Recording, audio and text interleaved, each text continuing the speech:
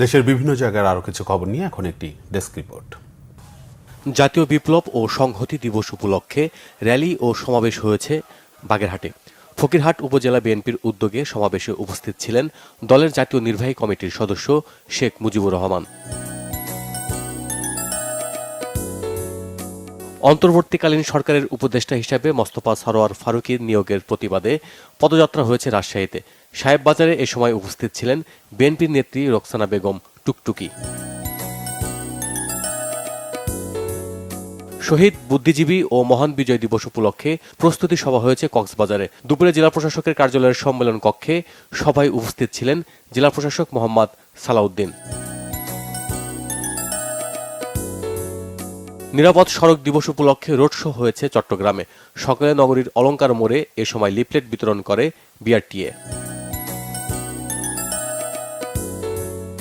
গাইবান্ধায় গাঘোট lake পরিদর্শন করেছেন জেলা প্রশাসক চৌধুরী মোয়াজ্জম আহমেদ। সকালে শহরের কুঠিবাড়ি শ্মশান ঘাটে তিনি লেক পরিদর্শন করেন। অনিরাপদ গ্রামে ভোজ্য তেল ব্যবহার বন্ধে কর্মশালা হয়েছে হবিগঞ্জে। উপস্থিত ছিলেন জাতীয় ভোক্তা অধিকার সংরক্ষণ অধিদপ্তরের মহাপরিচালক মোহাম্মদ আলিম আক্তার খান।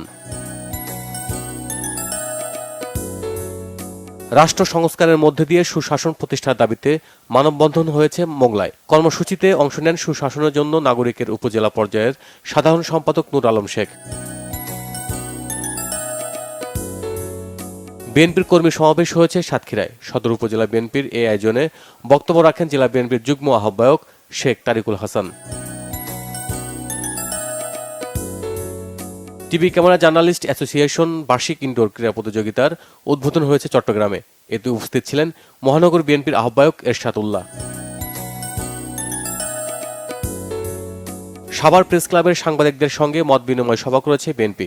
উপস্থিত ছিলেন সাবেক সংসদ সদস্য ডাক্তার দেওয়ান মোহাম্মদ সালাউদ্দিন বাবু।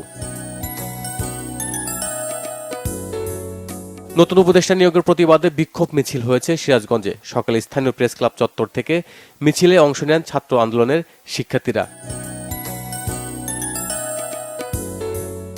জেলা বৈষম্য বিরোধী ছাত্র আন্দোলনের কমিটি বাতিলের দাবিতে মানববন্ধন হয়েছে সুনামগঞ্জে। বিকালে শহরের ট্রাফিক পয়েন্টে এই কর্মসূচিতে অংশ নেন সাধারণ শিক্ষার্থীরা। গৃহবধূ হত্যায় জড়িতদের গ্রেপ্তারের দাবিতে বিক্ষোভ মিছিল ও মানববন্ধন হয়েছে লক্ষ্মীপুরে। সকালে সদর উপজেলার দক্ষিণ হামছাদি ইউনিয়নবাসীর ব্যানারে এই মানববন্ধন হয়। সোনাহাট সেতুর কাজ দ্রুত সম্পন্ন করা সহ 3 দফা দাবিতে মানববন্ধন হয়েছে কুড়িগ্রামে। সকালে এই কর্মসূচিতে অংশ নেন স্থানীয় বাসিন্দারা। Bangla vision news desk.